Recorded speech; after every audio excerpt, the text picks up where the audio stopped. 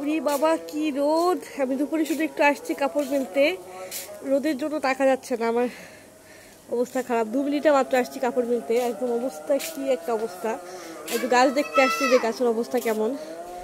মানে কয়দিন ধরে যে রোদ আর গরম, আর হচ্ছে আজকে শুক্রবারের দিন, সবাই একটু দোয়া করবেন আল্লাহ যদি একটু বৃষ্টি দেয়।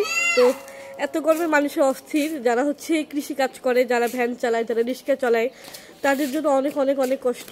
তো হচ্ছে আমরা তো বাসায় থাকি, আমরা বুঝতে পারি না, কিন্তু যারা মাঠে কাজ করে তাদের জীবনে অনেক কষ্ট। এই রোদে, এত রোদ, মানে হচ্ছে আমি কখন, মানে এবার যে রোদটা পড়ছে আর যে গরমটা পড়ছে বলার বাহিরে। সকাল থেকে রোদ, প্রচণ্ড রোদ। আমি ছাদে একটু আসছি 2 মিনিট মাত্র কাপড় মেলার জন্য, এত গরম বলার বাহিরে। আমার মেয়ে এখানে আসছে, মা দেখি, এদিকে আসো। কেমন রোদ থাকে? অনেক গরম বলো তো, অনেক গরম, অনেক গরম লাগছে তোমার?